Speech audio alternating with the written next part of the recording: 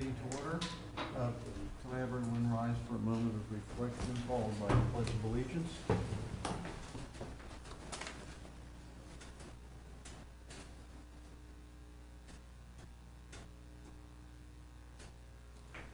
I pledge allegiance to the flag of the United States of America and to the republic for which it stands, one nation, under God, indivisible, with liberty and justice for all.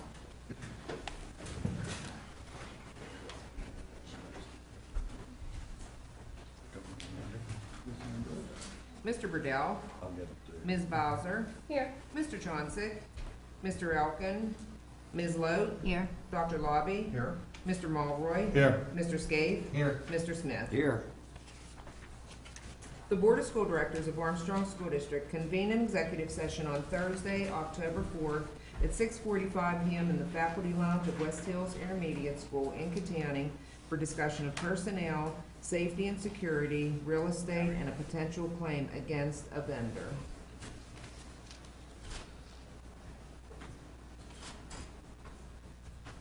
Okay. Under reports, we'll start with student board representatives. We have board representatives from both Armstrong and West Shamokin.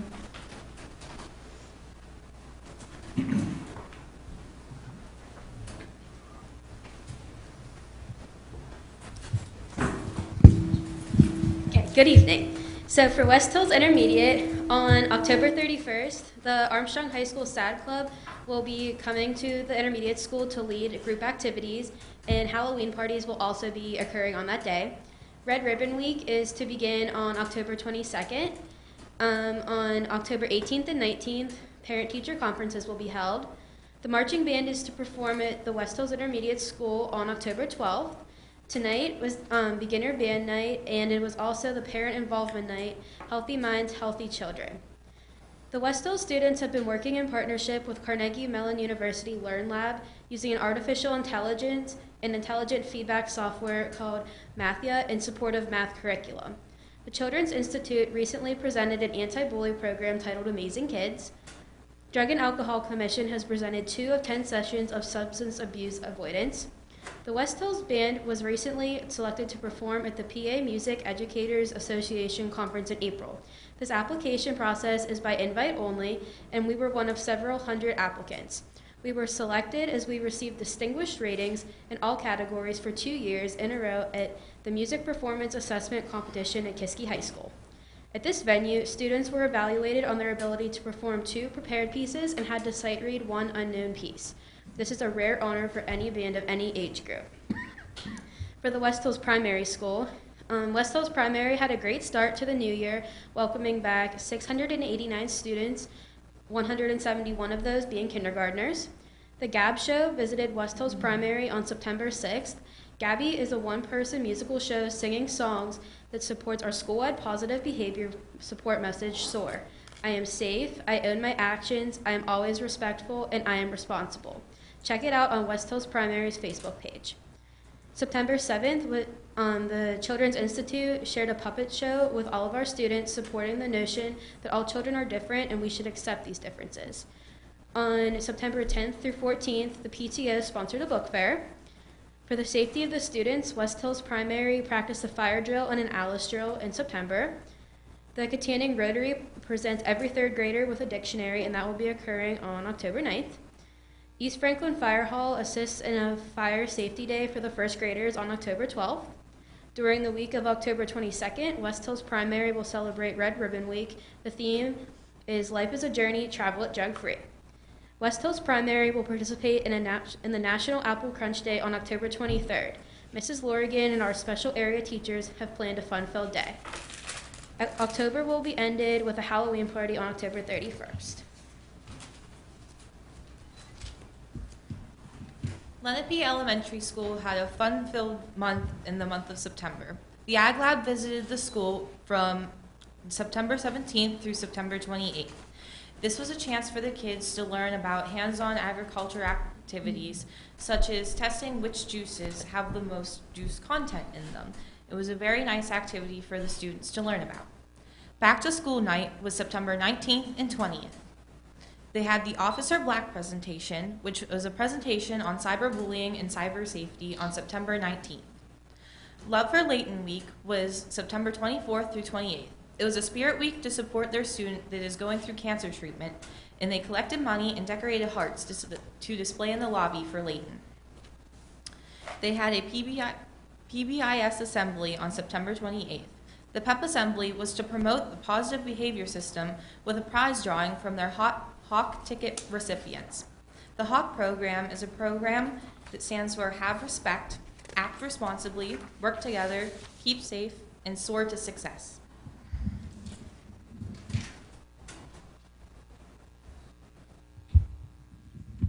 I am proud to report the happenings at Dayton Elementary. First, Dayton Elementary welcomed the Children's Institute of Pittsburgh. The presentation emphasized acceptance and understanding of students with disabilities. Next, the students at Dayton participated in a fall extravaganza as a PBIS reward. That afternoon included apple sundaes, a scarecrow building contest, and a hayride. Dayton will celebrate a Pink Day on Tuesday, October 9th. Students and staff will be wearing pink in honor of breast cancer awareness and research. At Shannock Valley, the fitness club is up and running, literally. It's switched to before school and is headed by Mrs. Donnelly and Miss Mahler. Next, Mr. Stephen Cromer wrote a grant so that every student will be given a free pair of Tom's shoes. Everyone is very excited. Finally, Mrs. Donnelly's art classes are creating cards to be mailed to local veterans. At Ellerton Elementary, students and staff are happy to return to a newly renovated building. Back to school night allowed parents and students to meet the teachers and tour the new renovations. Finally, the students of Ellerton Elementary initiated an ongoing rock garden based on the book Only One You.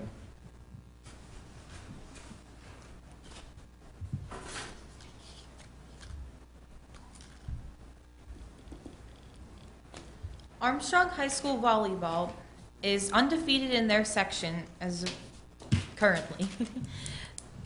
Our stadium has been opened, and we are all very excited to have our new stadium built and up and running. I know the football players have been very excited to play on it, and as a member of the marching band, I have been very excited as well. We are also hosting the Marching Band Festival on the field on October 17th, and are very excited to see all of the bands in our community come together to perform on the field.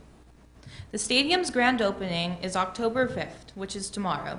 It was to recognize our field being open and ready to be used. The TV monitors that Stuco bought this year have been set up in our halls at Armstrong High School and have been displaying announcements throughout the day. It's very nice to walk through the halls and see the announcements being played because it's not always easy to get a chance to hear them. So being able to see them and see everything going on in our school has been a very nice thing. Homecoming is October 6th, and everyone is very excited for homecoming. Our trick-or-treat night is October 23rd. This is a chance for all of our clubs to set up tables at the school to pass out candy to kids. The Riverhawk Review is also coming up, which is sponsored by our Leo Club. Proceeds from the review benefit Orphans of the Storm.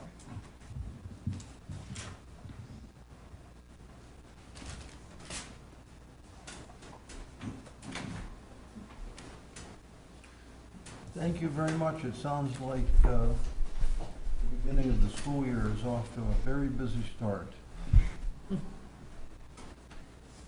Okay. Central office reports? Yeah, this evening we have Mr. Rummel here who'd like to address the board regarding athletics.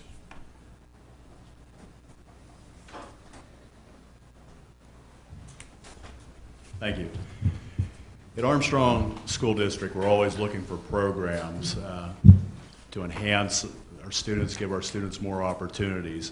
Tonight, what I'm proposing is we add junior high softball and baseball at Armstrong High School starting in the spring of 2019. What this would do is give more opportunities for our junior high students, but also it puts us on an even playing ground. Currently, 5 out of 6 teams in our baseball section have junior high baseball, and all 7 teams that we go up against have junior high softball. So I want to give our kids every opportunity to compete at an equal level. Cost would be minimal. This is something that came on. It wasn't budgeted for, but I've worked it out. I've talked to Mr. Kirk with ways, and the cost simply would be transportation and umpires. And you use creative scheduling by scheduling teams close to you, and Saturday doubleheaders are very common as well for cost savings. So also the coach would be volunteer for both programs for this year to get the program underway. And as I said, we have money in the athletic budget for areas that we've made some savings on this year, so I'm confident that we could get these programs run through. There be cost for uniforms or anything? No, right now we're looking very minimal. We're probably looking at baseballs, softballs, because we already have, and anymore, if you're familiar with baseball and softball, every child has their own bat. They have their own helmet. So it's not like the old days where you provided everything. The cost would be very minimal when it comes to that. Maybe T-shirt is what we're looking at probably at the most, Mr. Mulroy. And that would start Spring, correct. When you say cost is minimal, have you done a cost breakdown yet? And if not, can you provide a cost breakdown to the board in terms of the transportation and umpires and Yeah, games? definitely. You're looking at estimated cost $2,000 for both programs for transportation. That's probably a little on the high end. And umpires, you're looking at $1,000 pretty much for home games there. And probably another $500 or so for supplies. So you're probably looking at $3,500, $3,500 for both programs to get it underway. You have volunteer coaches, Yes. 2 each, or 3, or whatever we have? Right now, ideally it'd be 2 each. We would probably go with 1 if we have it. I mean, when you're looking at volunteers, I'm confident we actually have some people on staff that would be interested in doing that. I know kids that age typically play senior league or Legion baseball. Have you done an interest type of thing to see what type of interest we have? We didn't do an interest thing because basically from my experiences that it's usually inaccurate because buddies sign up and everything. We know how many kids are playing baseball in our communities, how many are playing softball. I talked to both the head baseball coach and softball coach. Softball lose a little bit to volleyball. The only sport that we offer for the boys right now is track and field. So we started that program up 2 years ago. So I know the head baseball coach thinks we'll probably have 30 to 40 kids. And we have numbers in the policy, and for some reason we wouldn't make those numbers. We just don't run the program. So. Would there be any conflicts with the varsity in terms of the facilities, like access to the fields, or would you be maybe using the Ford City field for practices? Ideally, we would like to keep everyone up at our main facility, and that's why we're going to look for mainly playing games on Saturdays, definitely from the home end of it, because our varsity teams don't utilize that. But our goal is to keep our kids on our campus right now, Dr. Lobby. So they'll be able to practice and there'd be an adequate time? Correct. Both. Correct. Yeah, I've already talked to both coaches and that. They don't see a problem with that.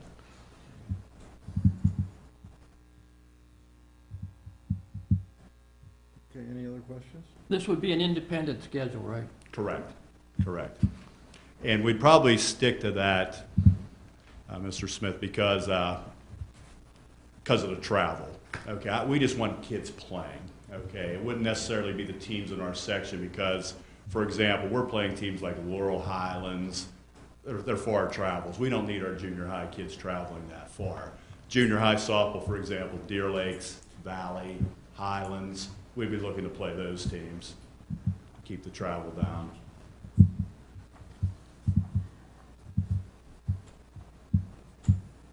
What's a dozen baseballs cost? I don't know. How many would we need? Don't you have to provide so many brand new baseballs per game? If you're the home team? I think with baseball and softball, yeah, you're correct. I think it's 3 baseballs you need to have, and I think it's 2 softballs, if I'm not mistaken. And then once you use them in the games, then they become your practice Right, balls. right.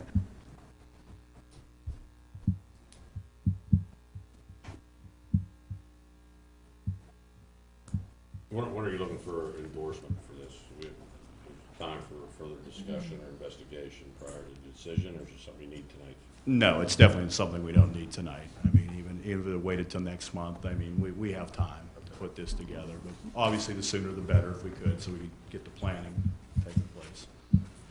So we don't need to put this on the agenda for a vote on Monday? I mean, No, you don't have, no, that's, we could certainly wait till November, Dr. Lobby. Sure. great. Thank you. Okay, thank you. Any other central office reports? No, that's it for this evening. Okay. No, you do have something. You can wait and get to that later. Okay, the Klingsman Scholarship Fund? Yeah, do you want me to do it now, or? Okay, good. I don't know if anybody is aware, but the district has been holding a fund commonly referred to as the Klingensmith Fund. It started out as $40,000 that was given to the school district initially for purposes of giving scholarships to Ford City students who were interested in getting into pharmacology. And also, they had to be students who also worked. It also could have been a college student as well. However, that fund, after February 24th, 2007, was then to be used at the sole discretion of the school district to further the interests of the high school in Ford City. And if possible, to give consideration again to pharmacological education. That fund has been used, but it has also grown and presently sits at $62,392. However, there's no longer a Ford City High School. So a gentleman by the name of David Sipple, who is presently the CEO of the Klingensmith family business, made a request that the school district, because there is no longer a Ford City High School, transfer the balance, the current balance of that scholarship fund to the Armstrong County Community Foundation for the purpose of giving scholarships again to high school students, that it would be any high school student in any high school located in Armstrong County. So that would include not just Armstrong School District, but other high schools from Leechburg, Paulo Ridge, Freeport, et cetera. I don't know if there's a secondary school in there or not, a private or a parochial school. I don't believe we have one. But that's the request. Frankly, it's up to you what you wish to do in your discretion if you want to honor that request or not. But yes, there is an issue that since there's no longer a Ford City, what else do we do with those funds? It would be as close as possible to the intended use of that fund. I know Mr. Kirk. Yeah, the opinion of the business office would be to, I mean, we're not in the business to be giving out scholarships. We do have to reconcile that account monthly. It is something that goes in the books, and it's audited annually by auditors. And, you know, I think it'd be good that it be transferred to that countywide trust and be utilized by the students of Armstrong County. I mean, that's what the Community Foundation does, Yeah. is they administer Right. scholarship funds. Yeah. And so that would be the logical place for it to go. We're not in the business to do that. Right, I agree.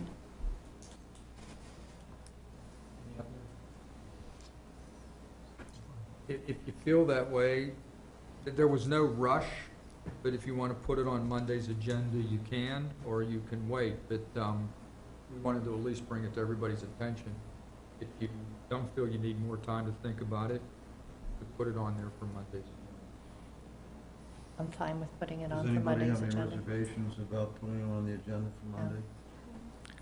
Do we have a, what you call a fiduciary duty?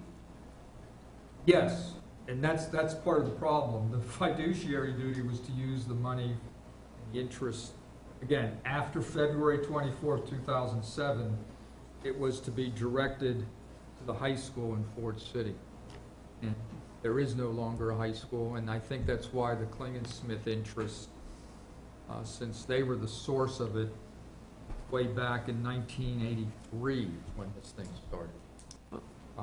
They're suggesting that we try to get it back to the idea of giving it to high school students. And we could put in there the proviso that if you do give it to the Armstrong County Community Foundation, that they should try to get it, the kids interested, if not in pharmacology, at least a science, I think, or chemistry, something to be close to that purpose. Well, That's up to you as well. Excuse me, but our duties to the fund, not to Mr. Sipple or anything else. Yeah, that's I mean, that's a why- legal, I don't know. Yeah. The purpose for what it was created for Right. no longer exists. So our duty would be to put it as close as we can to what its purpose was. Mr. Sipple, we don't have to honor his request, but he is making the request. Yeah, there's no duty owed to the Klingensmiths, the business, or to Mr. Sipple. So the district could set it up for Armstrong High School in West Shamokin, if they so desire? In my opinion, I think you could do that, to try to keep it as Close. close as you could. I do think, well, I go back to what the business office suggesting there might be people that are better at reaching on. We don't have scholarship committees. And again, we're not gonna use it to turn the lights on. Its intended purpose was for students. And I think, again, knowing what I've been learning to know about the Armstrong County Educational Trust, they do a lot of good things. I think they would be better No, suited I don't have a problem for with this, this. to distribute those funds. If that's- Why not the Armstrong School District Foundation? The foundation does not give out currently scholarships to students. They give out scholarships they give out grants to teachers that apply for grants. But again, that foundation was not set up, our foundation was not set up to give out scholarships to students.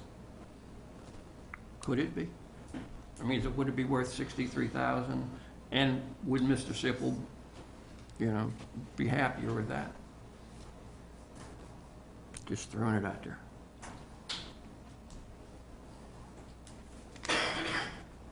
I mean, did you have discussions with Dave? Dave did not call me. He had an attorney call, which I had discussions with, and I asked him to provide us with the original documentation because I could not find it when the trust was set up.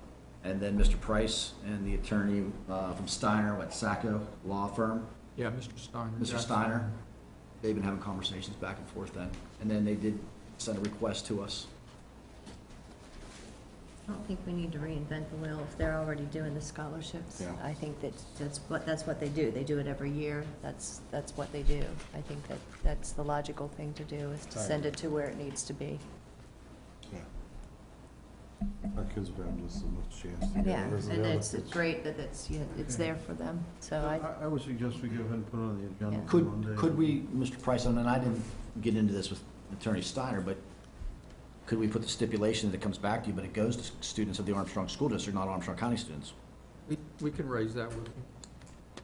And that way it's not going Just so to... you understand, it's really Mr. Sipple. Sure, and then maybe that would be our request. Making the We would like to request. go back to you, but we want to benefit the students of the Armstrong School District, because initially that's what it was for anyways. And let the countywide scholarship fund to handle it, but Right. their first, well, what if we have nobody interested from Armstrong Sciences or what? But yes, we can explore that. And again, if we don't have a good answer, you don't have to do this Monday. Why don't we get better Armstrong, clarification first, on that and put it on the agenda for See November? what Mr. Sipple, yeah. Armstrong would be first in line, the way I look at it. If there's no one, as you said, within our district, well, then there may be somebody to follow. I don't have a problem with that. Yeah, the reason why I think the fund grew was because initially it was only to use the income. After 207, the principal and income were used, again, not necessarily for scholarships anymore, but for the betterment of the high school in Ford City. So I think keeping it with scholarships primarily would probably make Mr. Sipple happy, if that even matters. But seems like I'm hearing that you'd rather see kids benefited than brick and mortar. Right. Let's hold off until November. Yeah, we'll We get get back some to clarification. We'll get back to you the next work Some session, clarification. next open caucus rather, as to what's going on. Okay.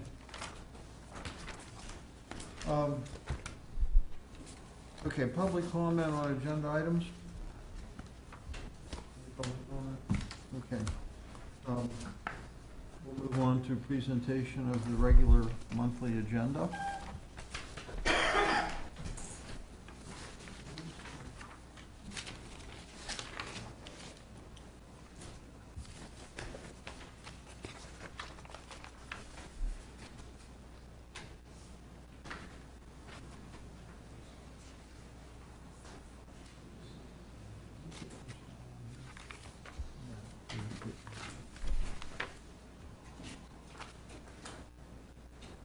Okay, we've got minutes, right?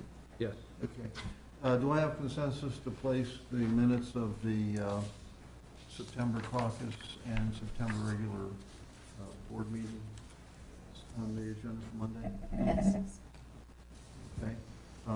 Do I have consensus to put the bills, food service, capital projects, athletic funds, and bills for payment on the agenda for Monday? Okay. Business 1 and 2? Yeah, there's two items. One is the creation of a new student activity up at Armstrong Junior Senior High School, the Barbell Club. And the second is another LERTA. This one's for Valley Township, and they're requesting for residential, industrial, and commercial properties to be qualified under the LERTA program. Right, it's not just limited to residential or commercial, it's both. That's on the 10-year? That's the 10, yeah, the LERTA. They're doing the same as almost everybody else. It's the 10-year declining. Do I have approval to put those on the agenda, those two business items? Okay. Construction C1, we have one change order. Yeah, actually, there's two change orders. We're going to put two separate motions on for Monday. The first is for Mishan, who's the electrician doing the work up at the stadium in Armstrong. That's for $15,890.80. And the second is Vrabel, who is the plumbing group. No, actually, the HVAC group, and that is for $2,356 for some additional work that they did.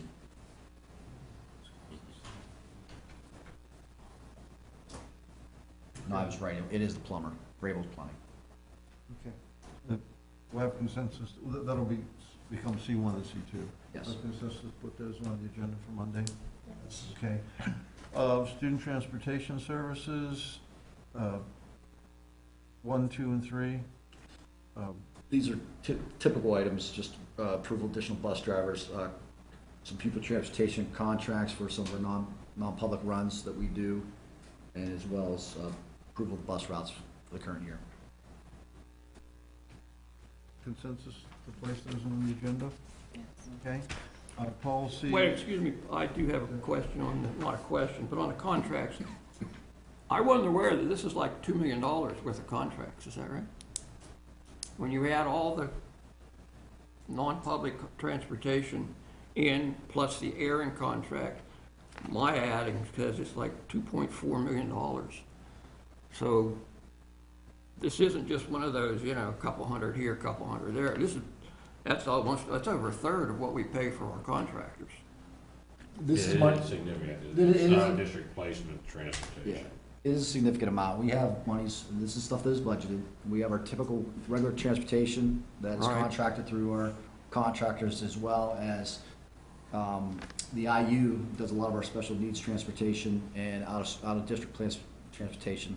And that is a very high number. I know you've had some communication with Mr. Fair, Transportation Director, and it is expensive, but it is money that is budgeted. And we get, again, reimbursed. Right, right, I would just wanted to make sure that everybody understood that this wasn't nickel dime stuff. That's all. Just so, I think even new board members are aware of it, those are mandated non-public school transportation. We're required to provide it by state law. And some of our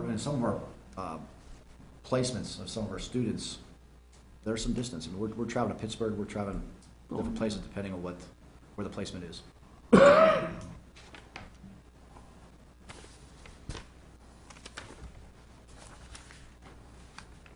Is that, you okay with that, Mr. Smith? Yeah, yeah. Okay, so we have consensus to put student transportation items 1, 2, 3 on the agenda for Monday. Policy items 1 and 2. Yeah, these are very minor changes to existing policies. The behavior support policy is a requirement under the law now that if we may end up using physical restraints, typically, again, it's a child with mental problems, we have to have it agreed upon ahead of time by the students, parents, and guardians that could possibly occur, and it has to be into their IEP at that point, their individual education program. The other one has to do again with special education. It's special education records, and it is picking up on a change in the law where if we report a crime committed by a student with a disability, we have to obtain parental consent before we release any special education records to the police department. And if the parents don't consent, quite frankly, there's things that the criminal system could do to get those from us anyway, at least in Pennsylvania. Okay, on policy 2,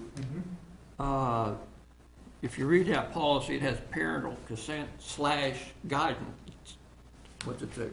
Guardian. Plus guardian. Guardian. Now, should we put that in your new section was page 6. Should we put parental / guardian? Because it's everywhere else through that policy. Oh, I see. I'm sorry, I'm looking at the wrong policy. Okay. Yes, we could do Just that. an observation. Yeah, thank you for picking that up. I do what I can, Mr. Price. I'm serious. You deserve credit for that one. So, Did you get that, Ms. Ambrose? Yes. Okay. So, just for clarification, we have to have the parents' approval if we're going to use physical restraint on a student, a special needs student. So if we don't have parents' approval and that student's behavior is threatening the welfare of another student, what do we do? If it's an emergency, we're allowed to do it. Then we have to notify the parents, and we have to notify Pennsylvania Department of Education that we've done it. And then we have to have a meeting of the IEP team to discuss why it was done and whether something should be changed in the IEP. So we do have the ability to do it if an emergency arises that involves possible harm to other individuals. So do we have situations where, in advance, we anticipate that we may have an issue and then Yes, we do. You do have a few rare cases. I mean, it is rare, to be clear about that. But yes, you do have some children who, because of their mental disabilities, can become risks to themselves as well as others in the classroom or in the building. Okay. And the idea with the law is to try to get the parents ahead of time to recognize that these constraints will be for the benefit of everyone, to give a free permission to do it. Okay. So we have consensus to put policy 1 and 2 on the agenda for Monday? Okay. Under general, the cooperative wrestling sponsorship? Yeah, that's a cooperative sponsorship with the Paul Ridge School District for wrestling at no cost to the Armstrong School District. Similar to what we've done with other cooperative agreements with schools within our district and outside of our district for other sports. The only thing I want to mention, which I would have concerns with, but as I understand it from conversations with Mr.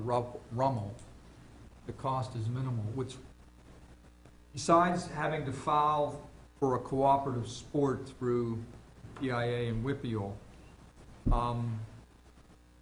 they're asking us to, Apollo Ridge is asking us to acknowledge that if there's a cost involved, we don't get it from Apollo Ridge, we get it from the parents of the wrestlers.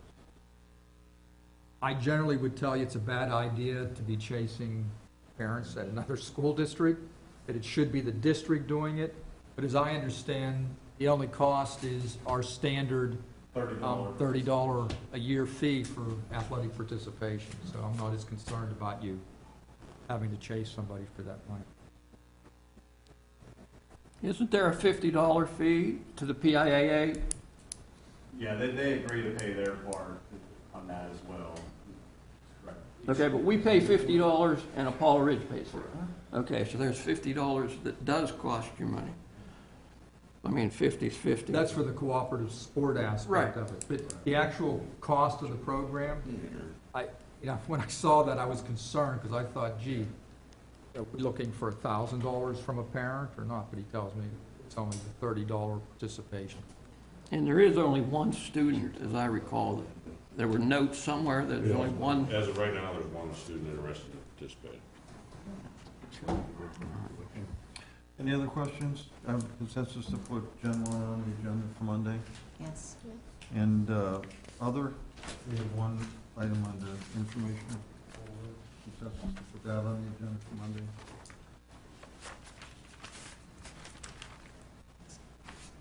Okay.